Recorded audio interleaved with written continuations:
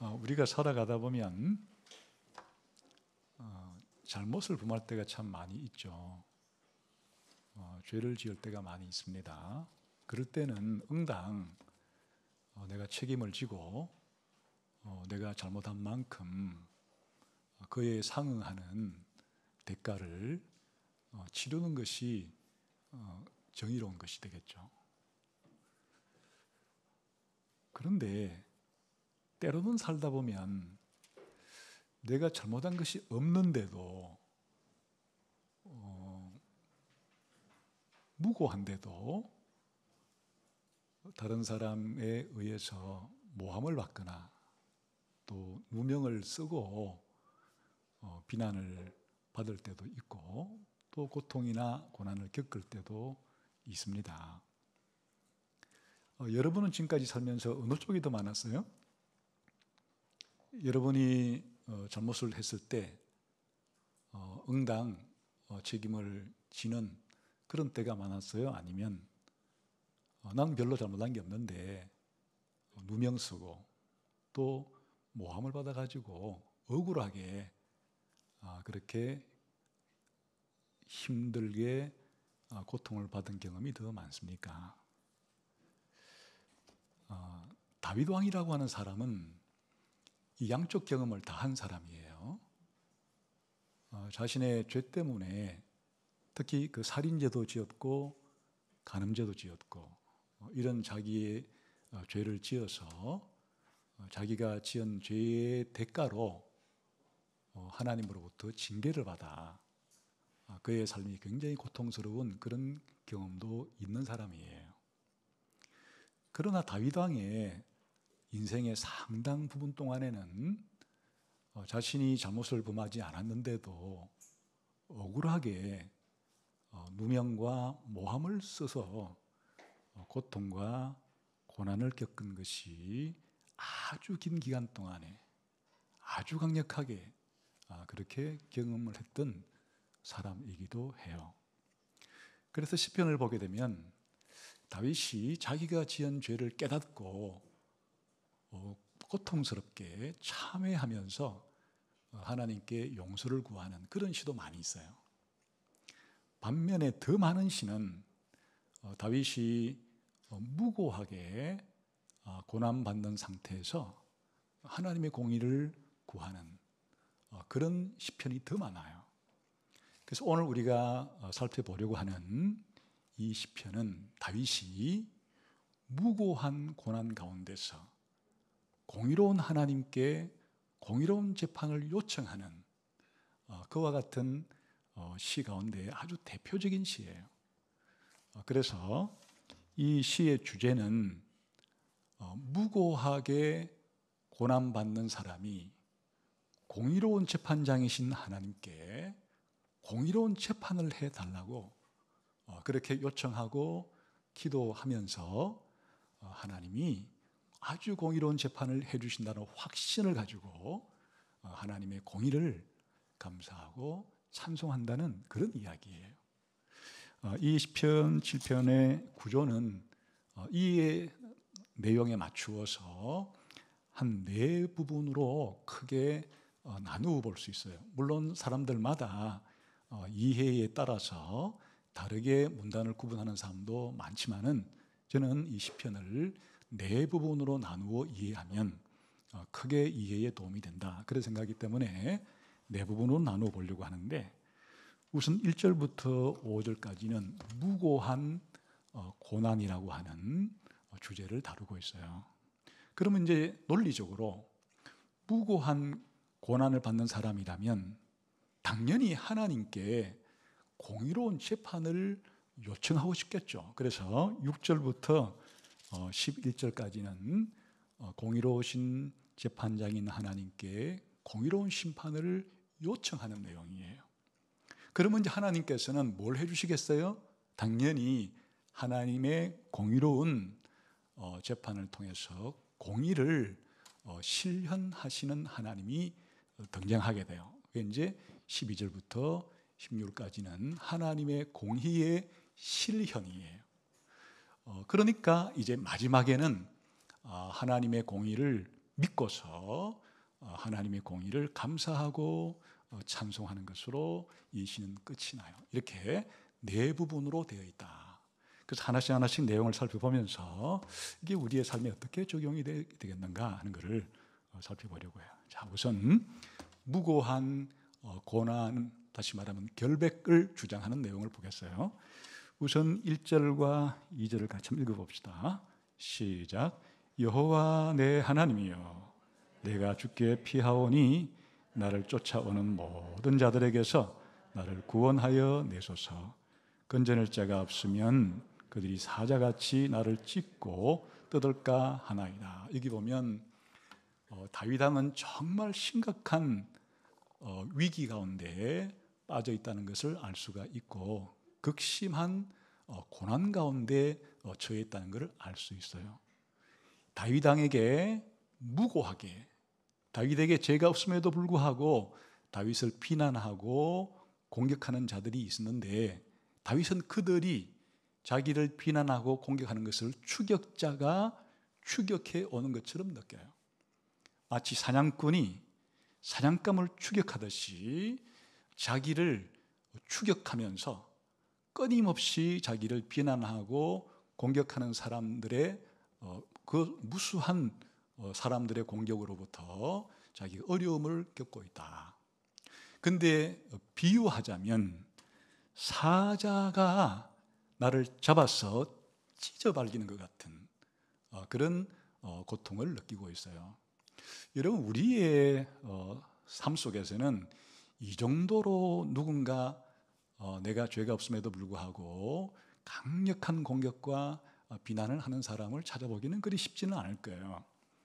그런데 우리가 길을 가다가 사나운 맹견, 불독이라든지 셰퍼드 같은 아주 크고 사나운 개들이 물려고 달려든다면 얼마나 놀라고 힘들겠어요. 그 다윗은 지금 자신이 처한 상태가 이렇게 사자가 자기를 잡아서 찢어발기려고 하는 것과 같은 그러한 사람들의 공격을 당하고 있다고 느껴요. 그러니까 당연히 하나님께 이런 상태로부터 구원해달라고 하는 기도를 할 수밖에 없겠죠. 그럼 이들이 누군가 하는 것인데 힌트가 나와요. 그게 이제 앞에 표제어라 그러는 거예요. 한번 앞에 이 1절을 시작하기 전에 위에 조그맣게 붙어있는 그걸 표제어라 그러는데 읽어봅시다. 시작. 다윗의 시가윤 베냐민인 구시의 말에 따라 여호와께 드린 노래. 이게 이제 배경인데 이 다윗 왕을 추격하고 사자처럼 물고 뜯으려고 하는 사람이 누군가 하면 바로 베냐민 지파의 구시라는 사람인데 이 다윗의 생애를 읽어봐도 구시에게 당한 이야기는 기록이 되어 있잖아요. 그런데 이 힌트가 베냐민 사람 구시라는 데 힌트가 있어요. 이 베냐민 사람들에 의해서 다윗은 끊임없는 이와 같은 억울한 고통과 박해를 받았는데 여기에 베냐민 사람의 대표가 누군가 하니까 사울 왕이에요. 그 사울 왕은 이스라엘 12지파 가운데 베냐민 지파 출신의 왕이에요.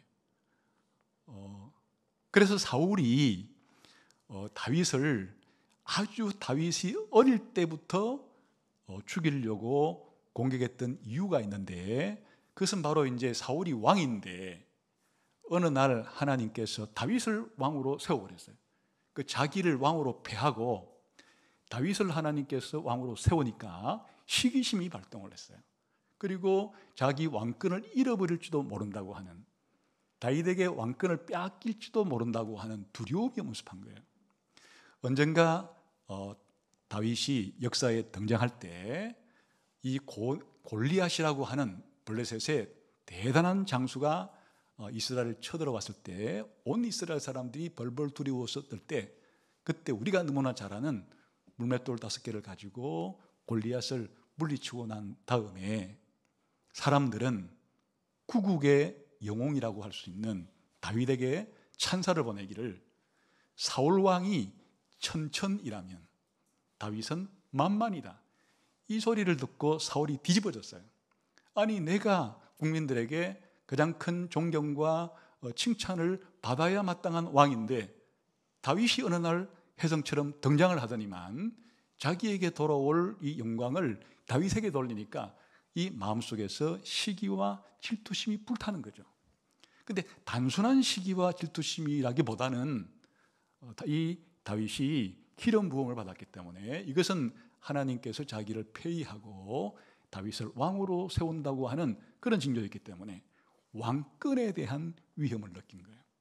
그래서 다윗이 자기 왕권을 찬탈할지도 모르겠다고 하는, 다윗이 자기의 왕위를 빼앗을지도 모르겠다고 하는, 쉽게 말하면 다윗이 자기 자신에 대해서 반역을 일으킬지도 모르겠다고 하는 이런 두려움 때문에 없애버려야 되겠다.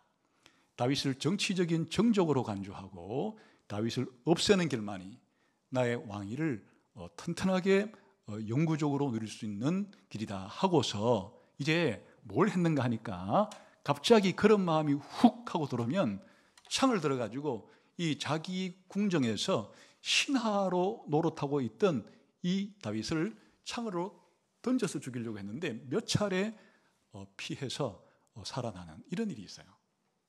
이것도 실패하자 음모를 꾸며요.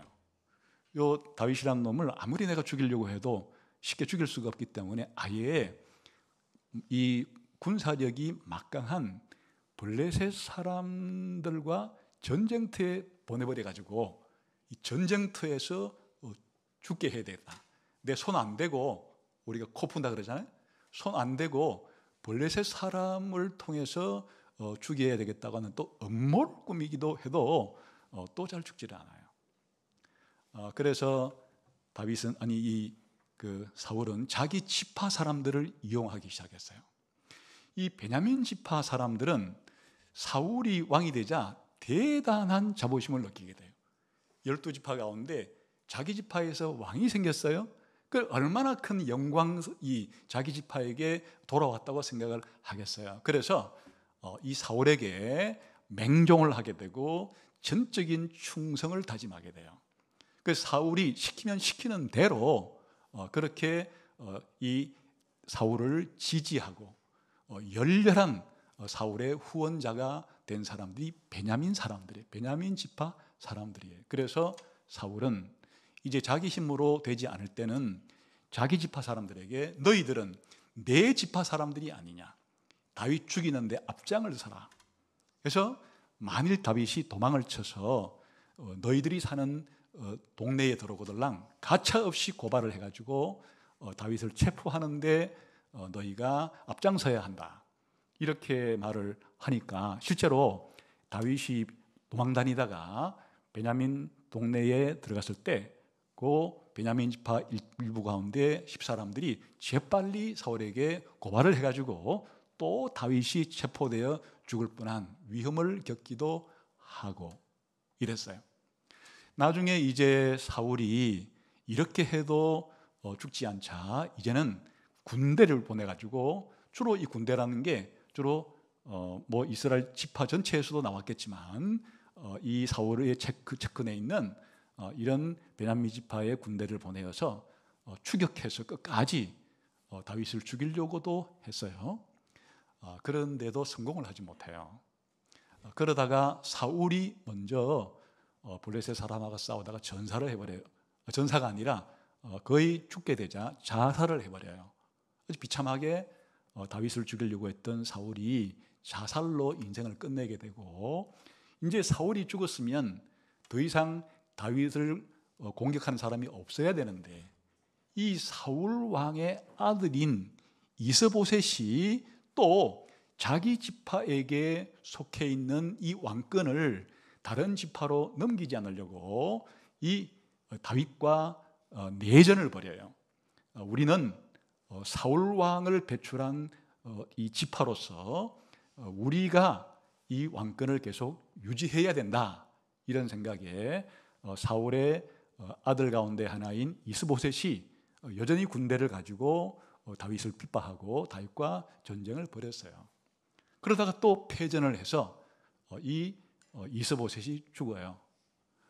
이것으로 끝난 게 아니에요. 나중에 다윗의 인생 후반에 자기 아들 압살롬이 반역을 일으켰을 때 쫓겨나는 신세를 맞이하게 되는데, 그때 이 베냐민 지파 사람 중에 시므이라는 사람이 다윗이 공궁에 처한 것을 보고 악담을 퍼붓고 저주를 퍼붓고 막 그래요. 그래도 다윗이 또 참아요.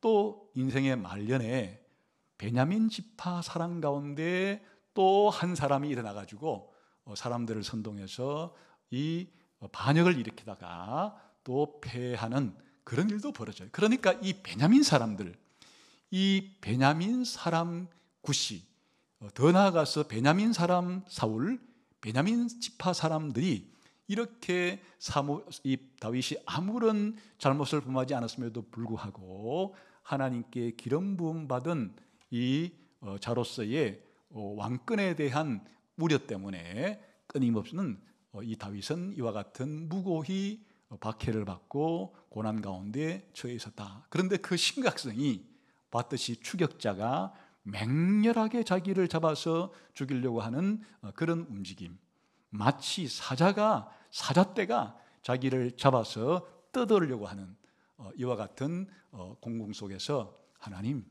구원해 주세요, 이렇게 기도를 시작한다. 이해할 만하죠. 그런데 이 다윗이 나는 사실은 이런 사울과 베냐민 지파 사람들의 이런 비난에 대해서 나를 반역자라고 부르는 것에 대해서 나는 결백하다, 무고하다 하는 것을 토로해요. 그게 이제 3, 4, 5절이에요. 우리 한번 봅시다.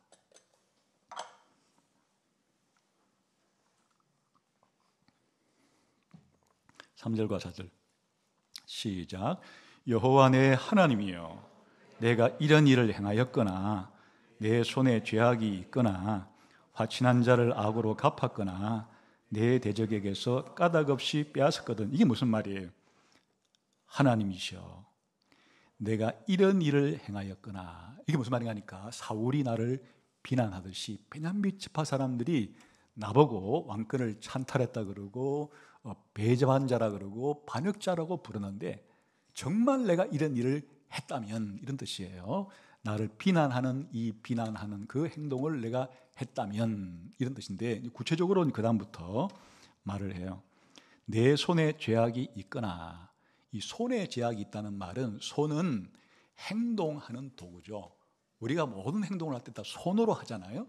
그러니까 내 손에 죄가 있거든 이라는 말은 실제로 내가 행동으로 죄를 범했다면, 그런 뜻이에요. 근데 이제 구체적으로 어떤 죄인가 하니까 그 다음에 두 가지가 더 설명이 되는데, 화친한 자를 악으로 갚았거나, 그러니까 친구처럼 친한 사람에게 배반했거나, 그런 말이에요. 그 다음에 내 대적에게도 불법적으로 그렇게 공격하거나 원수를 갚은 것이 있다면, 이런 뜻이에요. 다시 말하면 다윗이 이 사울의 아들인 요나단과는 아주 친한 친구로 지내면서 그와 맺은 언약을 배반하지를 않아요. 그리고 이 자기를 죽이려고 하는 대적인 사울을 죽일 기회가 두 번이나 있었어도 죽이지를 않아요. 그러니까 다윗은 떳떳한 거예요. 나와 친했던 사람들에게 내가 배신한 적도 없고, 나를 적대시하는 사울 같은 사람에게도 내가 부당하게 불법적으로 그들을 죽이려고 하거나 공격한 바가 없다. 나는 비난받을 이런 일을 한 적이 없다. 만일 이런 일을 했다면 벌을 받아도 좋다. 그게 이제 5절이에요. 시작. 원수가 나의 영혼을 쫓아잡아 내 생명을 땅에 짓밟게 하고 내 영광을 먼지 속에 살게 하소서. 하나님 앞에 자기 맹세를 하는데, 하나님, 여호와 하나님이시여, 이 사울과 베냐민 지파 사람들이 나보고 반역자라 그러는데, 배반자라 그러는데, 만일 제가 이 사람들이 말하듯이 이런 진짜 죄를 범했다면 저는 죽어도 좋습니다. 이 사람들 앞에 잡혀서 이 사람들이 저를 찢어 발리듯이 그렇게 해도 저는 괜찮습니다. 그리고 내 영광이 땅에 떨어지듯이, 내 왕권이 땅에 떨어져도 저는 괜찮습니다. 그런데 그렇지 않습니다 하는 자기의 결백과 자기의 무죄를 하나님 앞에 토로하는 장면이에요. 그러니까 이제 1절부터 5절까지는 이렇게 무고하게 고난받고 박해받았던 다윗이 하나님 앞에 자기의 결백을 말하고 무죄를 말하면서 하나님 좀 구해주세요 라고 하는 기도를 드리는 것으로 이 시가 시작이 된다. 그러면 이제 자연스럽게 이런 마음을 가진 다윗이라면 하나님께 뭘 요청하겠는가? 나의 이 억울한 상황, 나의 이 무고한 비난에 대해서 공정하게 공의롭게 판결을 해 주실 분은 하나님밖에 없잖아요. 그래서 공의로우신 재판장이신 하나님이에요. 나를 공평하게 공의롭게 재판을 좀 해주세요 라고 하나님께 요청을 하게 된다. 그게 이제 6절부터 11절까지는 공평한 재판관이신 하나님께 공평한 재판을 요청하는 그런 기도를 드리게 되는 거예요. 우선 이제 한번 6절을 봅시다. 시작. 여호와여 진노로 일어나사 내 대적들의 노를 막으시며 나를 위하여 깨소서. 주께서 심판을 명령하신나이다. 이건 뭔가 하면 하나님께 내 문제에 좀 개입해 주세요. 그 뜻이. 하나님 가만히 있지 마시고 그냥 잠자듯이 그냥 강 건너 불경하듯이 하나님 그렇게 제가 이 억울한 일을 당하고 있는데 하나님이 가만히 그냥 잠자듯이 누워 계시듯이 아무런 관심도 없는 것처럼 하지 마시고 하나님 좀 일어나세요. 하나님의 진노로 불의하게 화를 내면서 나를 죽이려고 하는 이 원수들의 진노를 하나님의 거룩한 진노로 맞서 싸워주세요. 하나님 일어나시고 깨어나셔서 하나님께서 원래 심판을 하시는 분이 하나님 아닙니까? 그러니까 하나님께서 바로 나를 위해서 이 재판, 이 심판을 좀 해주세요. 이렇게 하나님의 개입을 요청하는 거예요. 그런 마음이 들지 않겠어요? 자기 사정을 가장 잘 아는 분이 하나님이기 때문에 하나님 앞에 이렇게 개입해서 자기의 이 문제를 재판해 주시도록 요청을 하는 이 갈급한 심정이 일어나십시오. 깨어나십시오. 이 불의한 분노를 하나님의 거룩한 분노로 맞서 싸워 주십시오. 하나님 재판을 심판을 제발 좀 해 주십시오. 이렇게 간구하는 절박한 호소를 하나님께 드리고 있다. 그런 뜻이에요. 그 다음에 그러면 하나님께서 재판해 주실 때 어떻게 재판해 줘야 되겠어요? 공의롭게 자기가 행한 것에 따라서 공정한 재판을 해달라고 이제 요청을 하게 돼요. 그게 이제 8절 끝부분이에요. 8절 시작. 여호와께서 심판을 행하시오니 나의 의와 나의 성실함을 따라 나를 심판해 주십시오. 더도 말고 덜도 말고 제가 행한 것에 따라서 옳으면 옳다, 틀리면 틀렸다 그렇게 공정하게 재판해 주십시오. 하나님 제 얼굴 좀 봐서 제가 잘못했지만 좀 잘 봐주시고 이게 아니에요. 그냥 다윗이 있는 그대로 하나님께서 공의롭게 제가 행한 것에 따라서 나의 의와 내가 살았던 이 성실한 삶에 대해서 하나님은 공정하게 그렇게 재판을 해 주십시오. 이게 정당한 자세죠. 그런데 다윗이 과연 하나님이 이렇게 재판해 줄 때 자기가 어떤 결과가 생기리라고 예측했을까?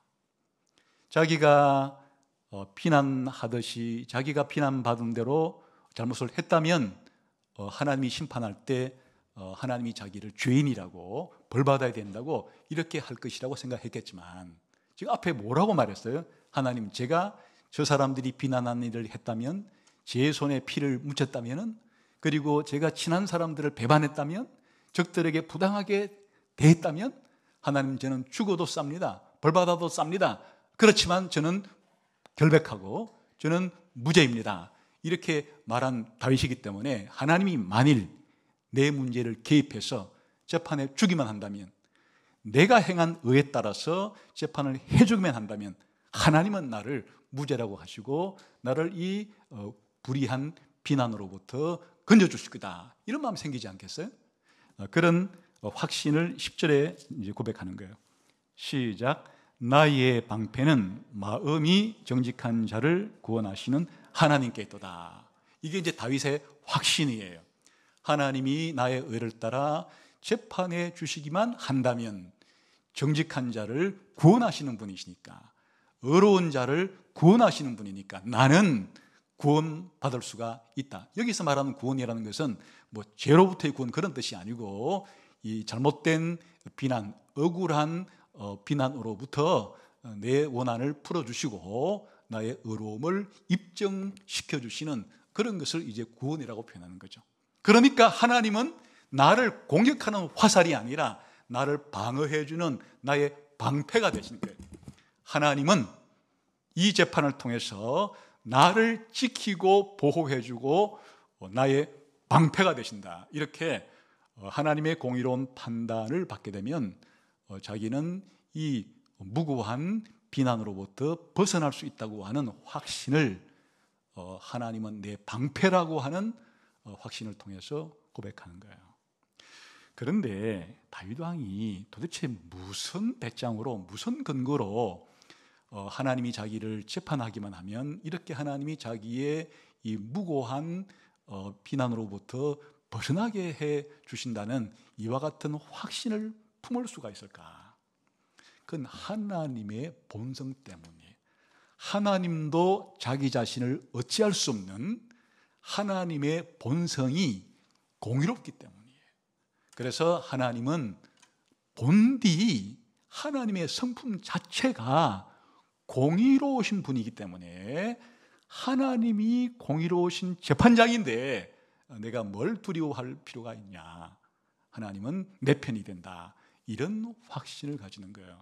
그래서 11절 봅시다. 시작. 하나님은 의로우신 재판장이시며 매일 분노하시는 하나님이시로다. 여기 이제 분노라는 것은 하나님의 공의를 위해서, 하나님의 공의로운 재판을 하기 위해서는 이룩한 거룩한 분노가 필요한 것이겠죠.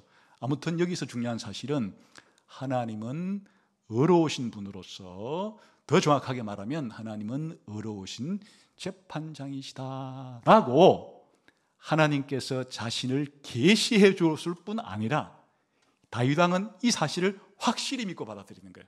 하나님은 누구시냐? 하나님은 공의로운 재판관이시다 라는 게 다윗의 믿음의 초석이에요. 하나님은 누구신가? 여호와 나의 하나님이여라고 부를 때 다윗의 마음속에 하나님을 어떤 하나님으로 확실하게 인식하고 있는가? 하나님은 공의로운 재판장이 되신 하나님이다. 이게 하나님에 대한 다윗의 확고한 믿음이에요. 그런데 이런 믿음은 무엇을 통해서 더 강화되는 것인가 하면 하나님의 여러 가지의 성품들이 공의로운 재판적이신 하나님이라고 믿을 수 있는 근거를 더 강화시켜줘요. 그게 뭔가 하니까 6절, 7절이에요.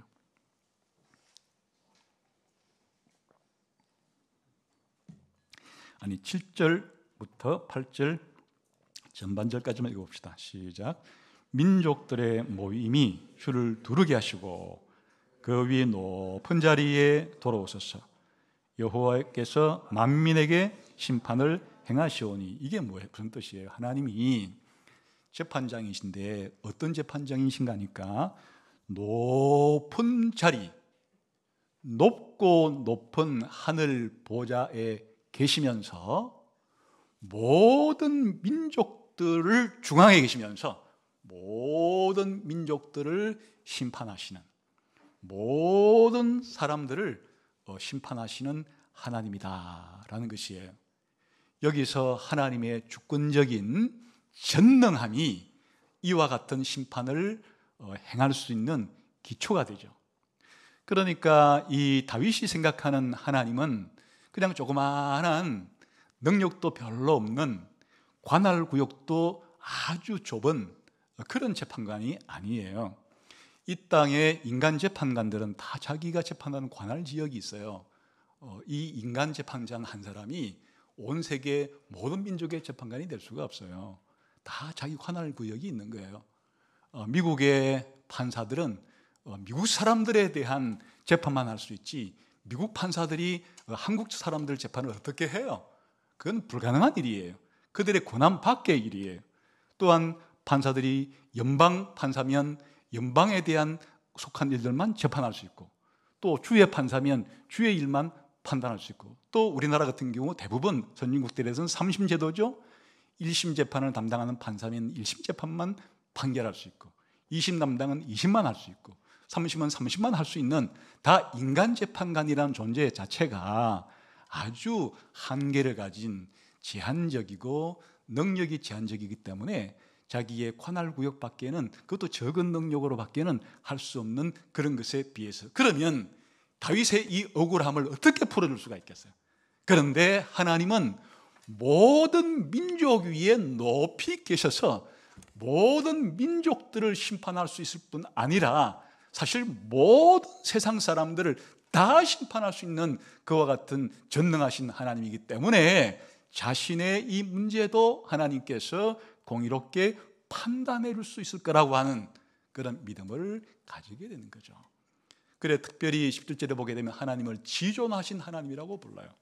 최고로 높은 하나님이라 그 뜻이.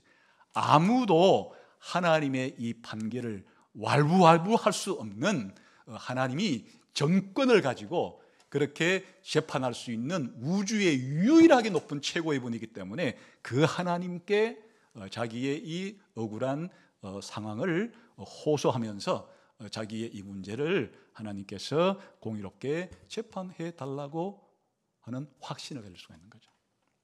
그뿐이 아니에요. 9절을 읽읍시다. 시작. 악인의 악을 끊고 의인을 세우소서.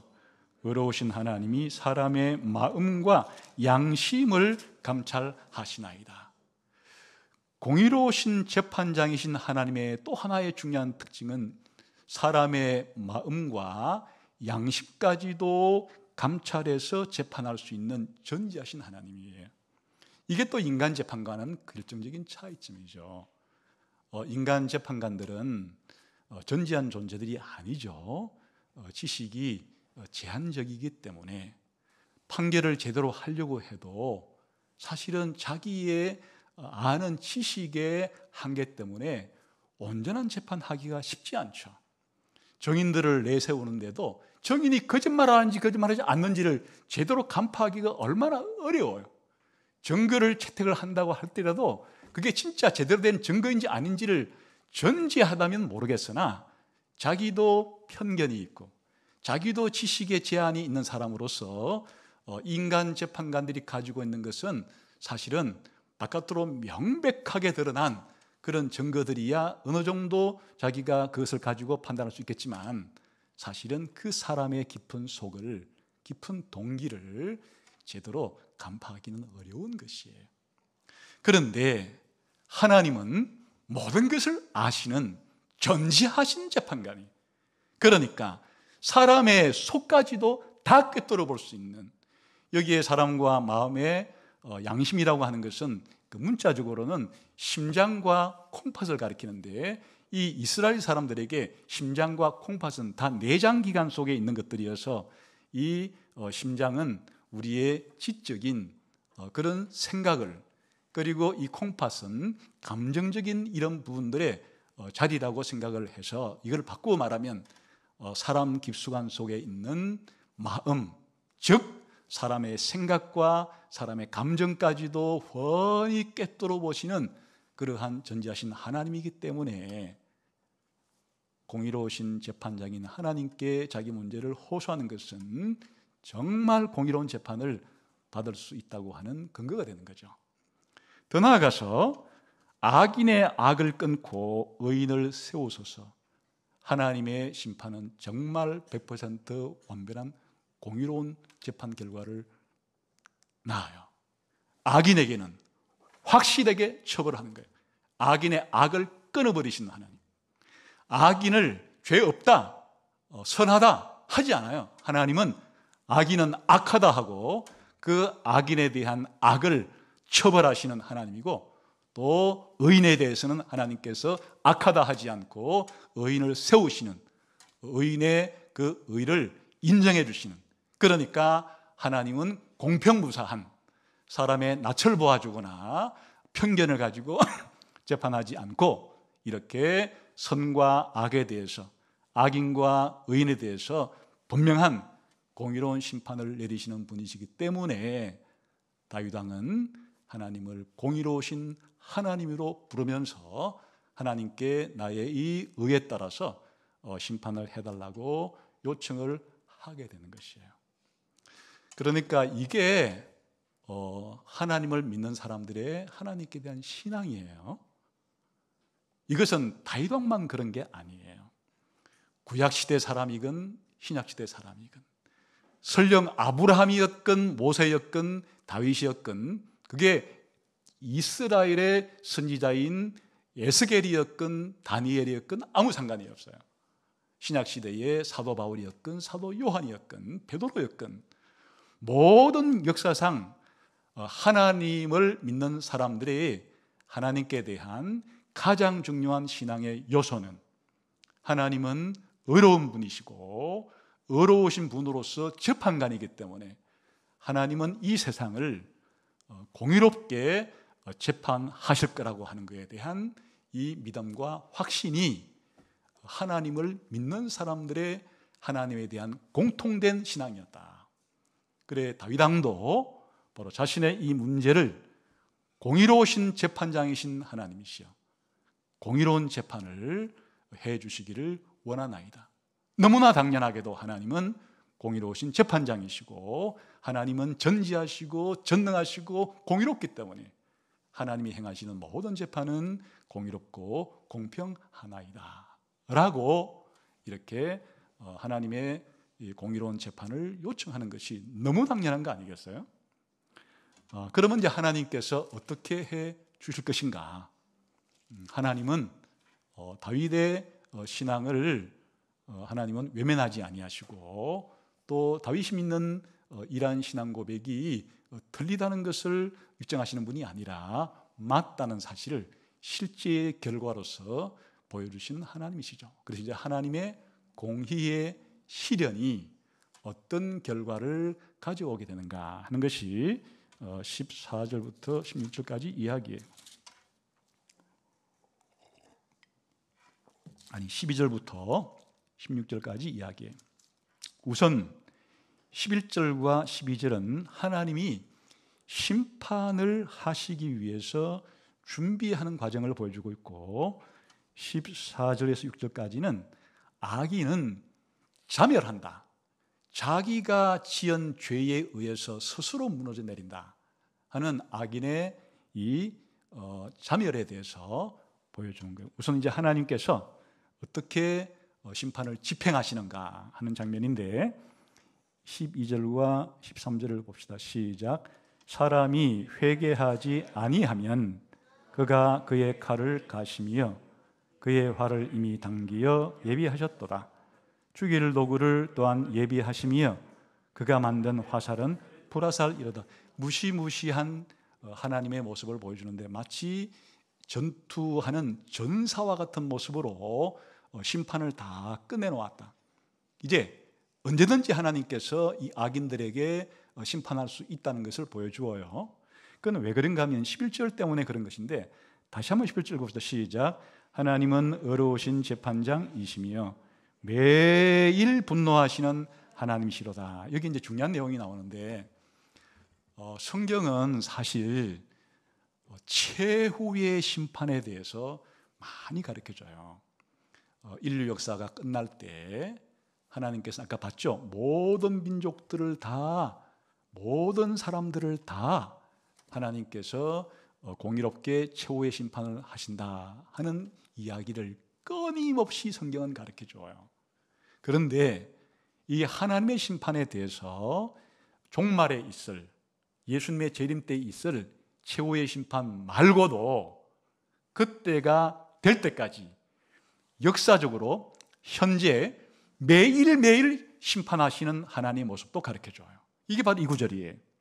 하나님은 앞으로 먼 미래에 언젠가 예수님이 재림할 때에서야 재판관으로 등장하셔서 예수님을 통해서 재판하시는 그런 하나님일 뿐 아니라 사실은 그날이 올 때까지도 이 현재라고 부르는 오늘이라고 부르는 역사의 매일매일 동안 우리가 오늘 예배를 드리고 있는 오늘 이 순간에도 하나님은 이 세상을 공의롭게 심판하시는 분이시다 하는 것이에요. 이런 매일매일 심판하시는 하나님의 모습은 항상 심판이 준비되어 있는 모습으로 자신을 알려주고 있어요. 여기에 전사가 전쟁을 하는데 칼을 갈고 있어요. 여러분, 고대 사회에서는 총이 아니라 칼과 활로 전쟁을 했잖아요. 그런데 칼을 한 10년 동안 안 쓰고 안 갈아놓고 나니까 전쟁하러 나가려고 보니까 칼이 그냥 무디어 가지고 이빨 다 빠져 있고 무도 하나 썰기 힘들 정도 칼이면 어떻게 싸우겠어요? 그런데 하나님이 칼을 아주 매일매일 갈아가지고 언제든지 들면은 바위라도 내리칠 수 있도록 하나님이 그렇게 칼을 갈고 계신다. 활을 준비하시는데 하나님이 실을 당긴 상태에 있어요. 여러분, 그 활을 쏠 때 궁사가 활을 들고만 있으면 언제 쏠지를 알 수가 없어요.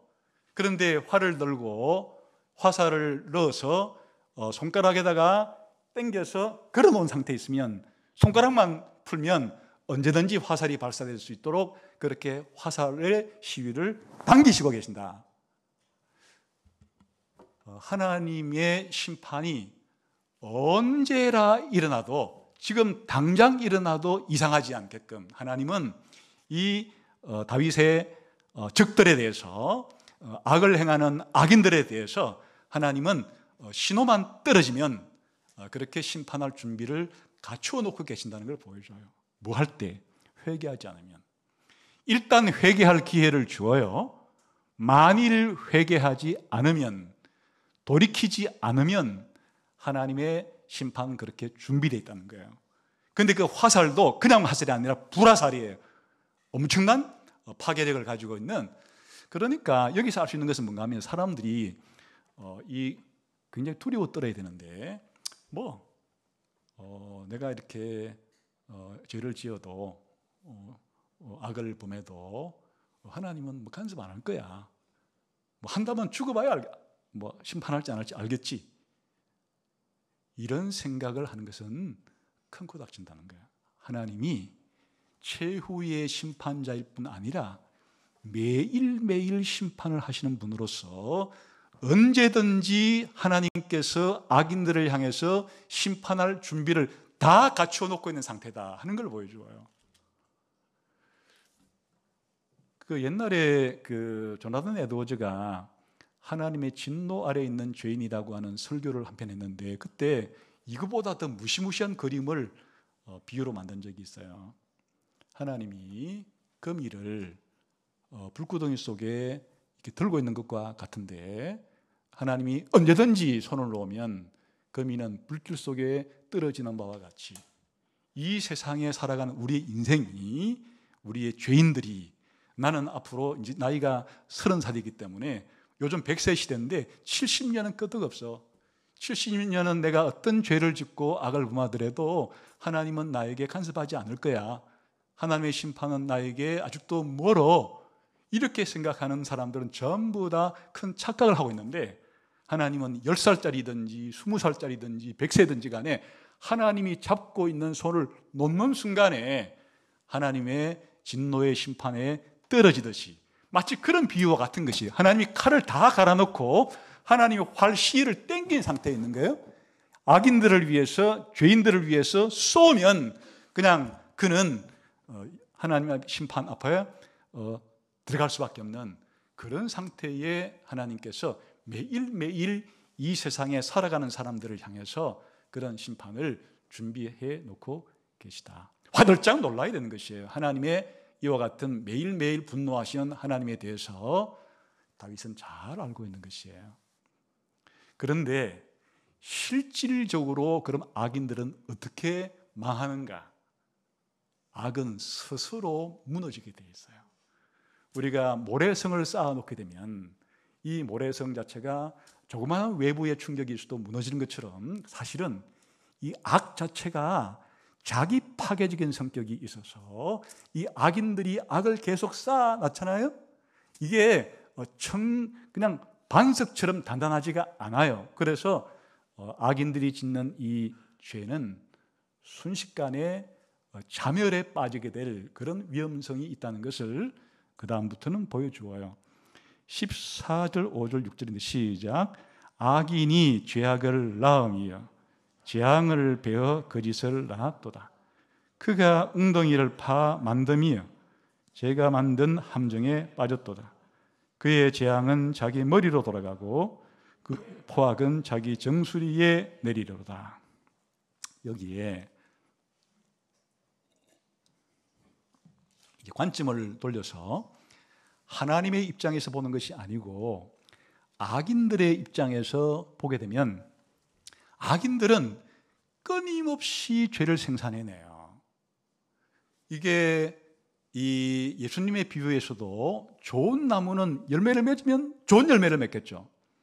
이 나쁜 열매는 열매를 맺으면 나쁜 열매를 맺겠죠. 그러듯이 악인이 이 폭력과 거짓을 출생시키는데 이미 악인들도 그 마음속에 이 악을, 죄를 임신하고 있는 상태예요.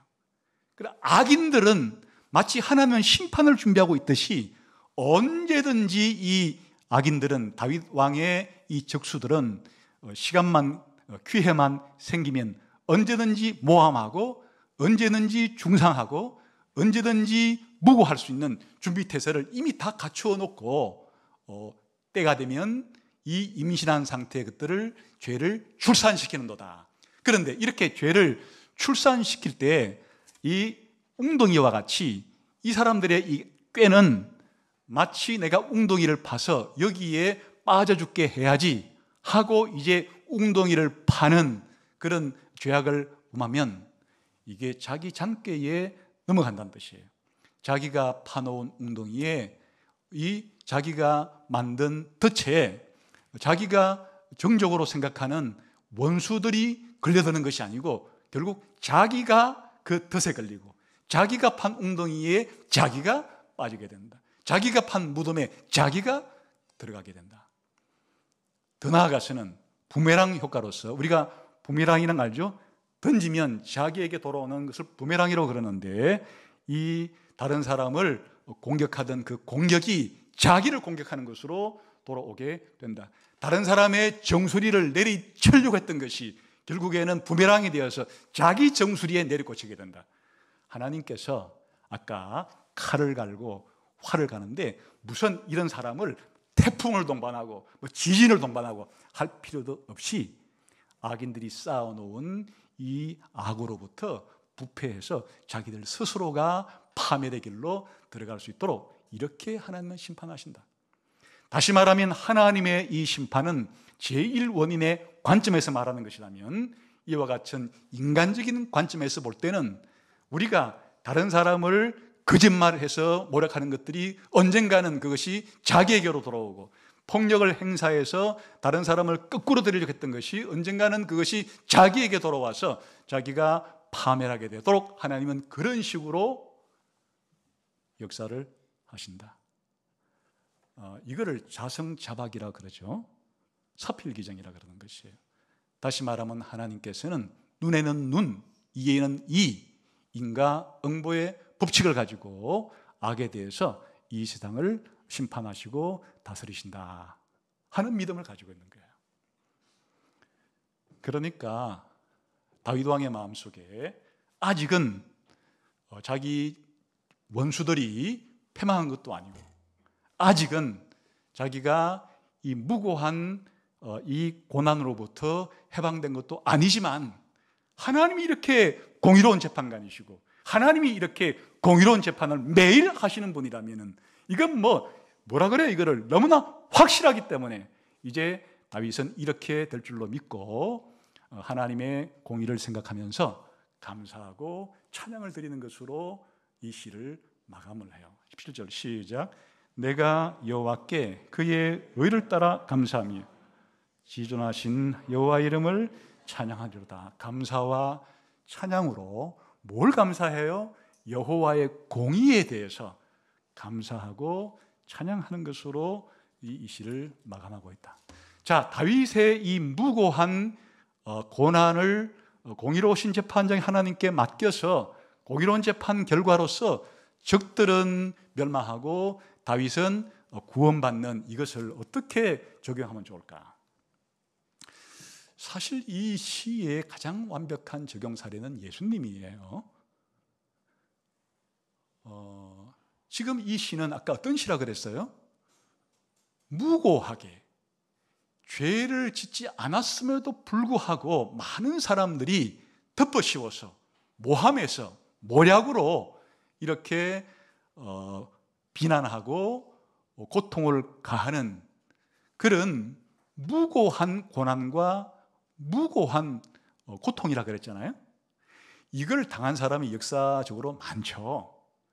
예를 들면 옛날 요셉도 그랬고, 또 욥도 그랬고, 지금 다윗 왕도 그랬고, 무수한 사람이 그런 경험을 겪었지만 그건 다 부분적일 뿐이고, 진짜 이 세상에서 완벽하게 무고하신 분인데 무고한 고난과 심지어 무고한 죽음까지도 겪었던 분이 바로 예수님이에요. 성경은 예수님은 하나님으로서 인간이 되었지만 죄는 없으셨다.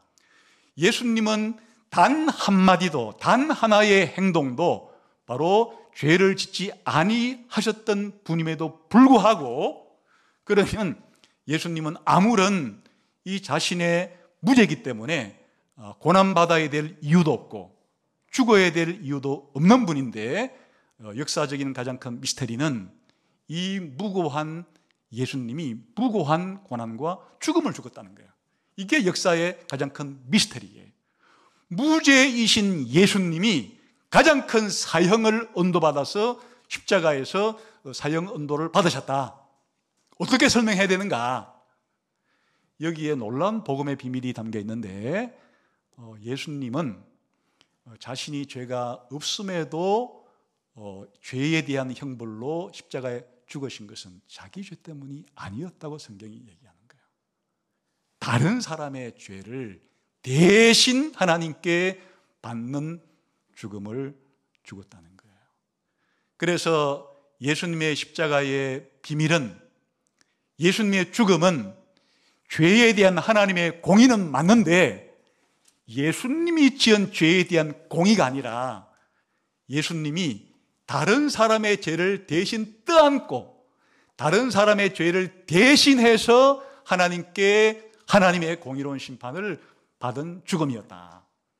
그래서 예수님의 죽음은 우리가 대속적인 죽음이라고 부르는 것이고, 하나님은 예수님의 십자가의 죽음 때 최대한 하나님의 공의를, 죄에 대한 심판을 했으나 예수님의 죄가 아닌, 예수는 무죄했으니까 바로 나와 여러분들의 죄에 대해서 십자가에서 심판하신 것을 보여준다. 이것이 진짜인지 가짜인지 어떻게 하느냐? 예수님을 죽은 자 가운데서 부활시킴으로써 예수님의 이 주장이 사실이고, 예수님의 죽음이 예수님 죄 때문에 죽은 것이 아니라 바로 저와 여러분 같은 예수 믿는 사람의 죄에 대한 하나님의 공의로운 심판을 받았다는 사실이 입증이 된 거예요. 그래서 예수님의 죽음과 예수님의 부활은 최대의 이 세상의 죄에 대한 하나님의 공의로운 심판의 현장이었는데, 바로 무죄한 자가 불의한 상태에서 대신 죽음을 죽었다고 하는 것이 바로 기독교의 복음이 된 거예요. 이 예수님이 사실은 재림하실 때 만왕의 왕, 아니 모든 재판관 중에 재판관, 최고 재판관으로서 이 땅에 오셔서 모든 민족을 다 불러 모으시고 모든 사람을 불러 모으신 상태 가운데서 공의로운 심판을 하실 날이 온다. 그게 예수님 재림 사건이에요. 그래서 이 시편 7편을 사실 온전하게 부를 수 있는 유일한 사람은 예수님이에요. 이 다윗 왕조차도 사실은 자기 인생 전부를 놓고 보면 이런 기도를 드릴 수가 없어요. 하나님, 저는 무죄합니다. 저는 결백합니다. 내 의에 따라 나를 공의롭게 심판해 주세요. 이런 기도를 어떻게 드리겠어요? 다윗이 이렇게 기도를 드릴 수 있는 것은 상당히 상대적이고 제한적인 의미에서 자기를 반역했다고 말하는 사울 왕의 그 비난에 대해서는 결백하고 무죄하지만 기타 나머지 죄에 대해서까지 이렇게 주장할 수는 없으니까 이 시편 7편의 무죄한 자의 이런 기도조차도 사실은 한계를 가지는 것이지만 무제한적으로 시편 7편을 하나님 앞에 이렇게 자기 무죄를 호소하면서 공의로운 심판을 요청할 수 있는 분은 예수님이에요. 그러니까 다윗 왕은 시편 7편을 노래할 때 장차 오실 다윗의 후손인 예수 그리스도의 선구자로서 모형으로서 이런 시편 7편을 노래했다, 이렇게 볼 수도 있는 것이에요. 우리 기독교인들에게는 이 시편 7편이 어떻게 적용될까? 사실 저와 여러분도 이런 기도를 드리기는 쉽지 않죠. 무슨 낯짝으로 뻔뻔스럽게 하나님 앞에, 하나님 저는 죄가 없고 저는 무죄하기 때문에 제가 행한 데 따라서 100% 공평하게 심판 내려주세요, 그러면 제가 하나님께 의롭다고 인정을 받게 될 겁니다, 이런 사람이 어디 있어요? 불가능한 일이에요.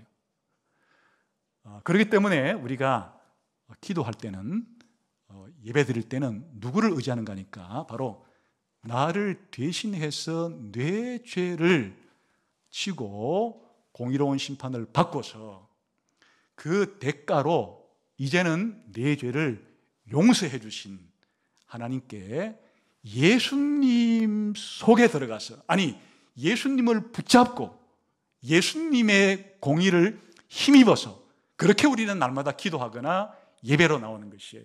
그러니까 우리 신자들이 시편 7편을 사용할 때는 바로 완전하신 무죄하신 예수 그리스도를 힘입고서 예수님의 이름으로 이 노래를 부를 수가 있고 이 기도를 드릴 수가 있어요. 그러나 우리도 상대적으로 제한된 만큼은 이런 기도를 드릴 수는 있는데, 그건 어떤 경우인가 하니까 예수님을 믿는다는 이유 때문에 당하는 고난의 경우에는 이게 해당이 돼요.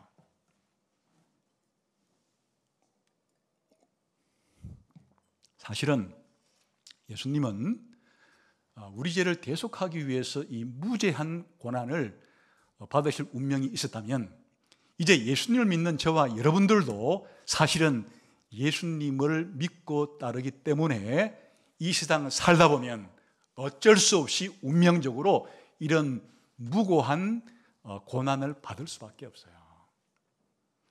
예수님을 안 믿는 세상 사람들 속에 틈 속에 있으면서 하나님은 우리의 창조주야, 하나님의 법을 순종하는 게 이게 정의야, 하나님의 법을 어기는 게 이게 죄고 불이야, 하나님은 이런 죄인을 심판해, 예수님을 안 믿으면 이 죄로부터, 심판으로부터 벗어날 길이 없어, 예수님을 믿어야만 우리가 죄를 용서받고 하나님의 공의가, 하나님의 진노가 나를 장차 피해갈 수 있어, 이런 소리 하는 순간에 그들의 얼굴이 굳어지고 화가 나고, 내가 뭐 죄인이라고? 하나님이 나에게 심판 내린다고? 우리는 그 순간에 눈총을 받게 되고, 조금 더 성격이 급한 사람한테는 욕을 얻어먹게 되고, 더 성질이 나쁜 사람한테는 얻어맞게 되고, 더 악한 독재자를 만나게 되면 감옥에 들어가고 심지어는 순교를 당할 수도 있는, 이게 기독교인의 운명이에요. 그러니까 다윗의 이 시편 7편의 기도는 나와 무관한 기도가 아니에요. 내가 우리 집에서, 학교에서, 직장에서, 이 사회에서 예수님을 믿는다는 이 단순한 이유, 아무런 죄도 없이 신앙생활 잘하고 오히려 다른 사람을 복주고 다른 사람을 사랑하고 다른 사람 잘되게 하려고 해도 이 세상은 우리를 가만 내버려 두지 않고 우리들에게 따가운 눈총을, 비난의 목소리를, 그리고 때로는 육체적인 박해까지도 가할 수 있는 그런 운명을 타고났어요. 그래서 우리의 사도들은 베드로가 되었든 요한이 되었든 혹은 사도 바울이 되었든 간에 우리 신자들은 예수님을 믿으려면 이런 무고한 고난에 대해서 대처를 하고 있어야 된다. 이런 무고한 고난을 당할 때 맞서서 맞짱을 뜨지 마라. 복수하려고 개인적으로 하지 마라. 심지어 그냥 그들을 불쌍히 여기고 개인적으로는 원수까지도 사랑하는 마음을 품으면서 그렇게 하면서 최후의 심판을 하나님께 맡기는 자세로 그렇게 우리의 무고한 고난에 대해서 대처해야 돼. 이게 기독교인의 윤리 중에 중요한 윤리예요. 그러니까 이 기도는 우리와 무관한 기도가 아니에요. 근데 저는 예수님 믿고 난 이후에 그런 일이 한 번도 없었는데 그건 좀 심각한 문제예요. 왜냐하면 내가 늘 말하지만은 베트공처럼 숨어서 한 번도 자기를 밝히지 않고 한 번도 전도를 하지 않고 한 번도 복음에 대해서 얘기를 꺼내본 적이 없으니까 이렇게 비난받을 일도 없었다고 볼 수 있어요. 당장 내일부터라도 여러분이 사는 학교와 직장에서 그리스도인으로서 여러분의 본색을 드러내고 여러분의 정체성을 밝히고 이와 같은 창조와 타락과 구속과 최후 심판에 대한 진리를 그들에게 알려주는 순간에 여러분도 무고하게 억울한 이런 고난 가운데 들어가게 될 거예요. 그때 이 기도가 힘을 발휘하게 되는 거예요. 다윗 같은 심정을 비로소 알게 되는 거예요. 나도 이런 심정을 느낄 수 있게 되는 거예요. 그리고 공의로우신 재판장이신 하나님께 공의로운 재판에 대한 결과를 맡기고 이 땅에서 내가 해야 될 도리들을 잘 할 수 있게 되는 것이에요. 그러나 불신자들에게도 적용할 수 있어요. 이것은 사실은 하나님께서 예수님과 신자에게 대한 문제만이 아니라 공의로 세상을 다스린다는 원칙은 이 공평하신 하나님이 세상을 다스리는 대원칙 가운데도 첫 번째 원칙이에요. 그러니까 동서고금을 막론하고 어느 나라든지 모든 불신자에게도 공의로운 하나님이 공의로운 심판을 통해서 이 세상을 이끌어 가신다고 하는 이 원리는 변함이 없어요. 여기에서 중요한 사실은 이제 예수님을 찾는 불신자들이라 할지라도 이 공의의 원칙에 따라서 이 세상이 작동해야 된다는 것은 사실은 태어날 때부터 잘 알고 있어요.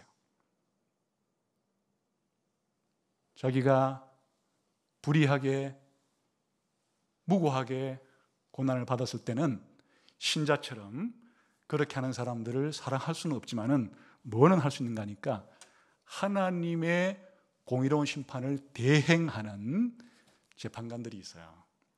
이 세상의 재판관들, 판사들은 공의로운 하나님이 자기의 분신으로 세워놓은 자들이에요. 자신의 재판권을 이름해 놓은 자들이에요. 그러니까 이 재판관들, 판사들의 책임이 막중한 거예요.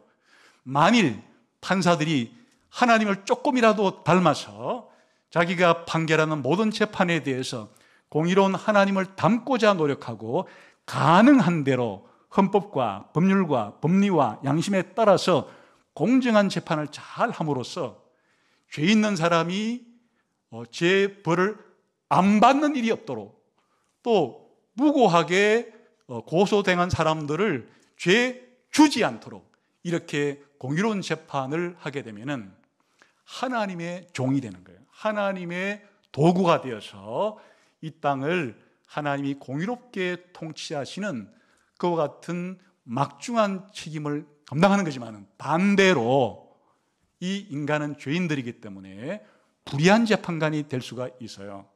자기가 그냥 편견을 가지고 선입견을 가지고 기타 여러 가지 협박을 받거나 또 여러 가지 뇌물을 받거나 여론의 동향에 따라서 자기가 불의한 재판을 하는 일에 참여하게 되면 불의를 이 세상에 확산시키는 도구가 되는 거예요. 그때는 하나님의 원수가 되는 거예요. 하나님의 종이 아니라 사단의 종노릇을 하게 되는 거예요. 이 세상을 공의로 강물처럼 흐르는 것이 아니라 불의의 강물을 흐르는데 가장 중요한 주역으로 쓰임받는 것이기 때문에 심각한 책임을 지게 되는 것이에요. 그래서 일반 사회에서는, 일반 국가에서는 이렇게 불신자라 할지라도 하나님의 계시가 없다 할지라도 그가 태어날 때부터 가지고 있는 양심에 따라서 그래 판사들이 판결을 공의롭게 바르게 해야지 좋은 나라가 되고 좋은 세상이 되는 것이고 불법적으로 불의하게 판결하는 판사가 많아질수록 살기 어려운 나라, 살기 어려운 세상이 된다는 것을 알고 있는 것이에요. 그러니까 오늘 시편 7편의 이 기도는 불신자들에게도 적용될 수 있는 그런 기도예요. 오늘 이 시편 7편의 기도가 나하고 먼 3000년 전에 다윗 왕의 개인적인 그런 기도가 아니라 절대적으로 예수님에게, 예수 믿는 우리 신자들에게, 심지어는 이 세상의 모든 나라가 이 시편 7편의 기도의 적용 범위 안에 들어있어요. 여러분들이 이제 앞으로 살아갈 때, 하나님을 믿을 때, 하나님은 은혜로 사랑으로 나를 구원하는 분이신 그 전에 이렇게 공의로 세상을 심판하는 분이란 이 하나님에 대한 믿음을 잃어버리게 되면 세상은 이해할 수 없는 세상이 되는 것이에요. 그래서 이 땅을 살아갈 때 오늘 다윗의 이 기도처럼 공의로우신 재판장이신 하나님이 공의로운 재판을 이 땅에 행하여 주실 것에 대한 그와 같은 기도가 여러분의 기도가 되고, 또 여러분이 할 수 있는 만큼 이 하나님의 공의가 이 땅에 더 드러나는데 여러분이 하나님의 도구가 될 수 있도록, 하나님의 종이 될 수 있도록 그렇게 행동하는 것은 정당한 일이에요. 오늘 시편 7편의 기도가 여러분의 기도가 되기를 주님의 이름으로 축원합니다. 기도하겠습니다.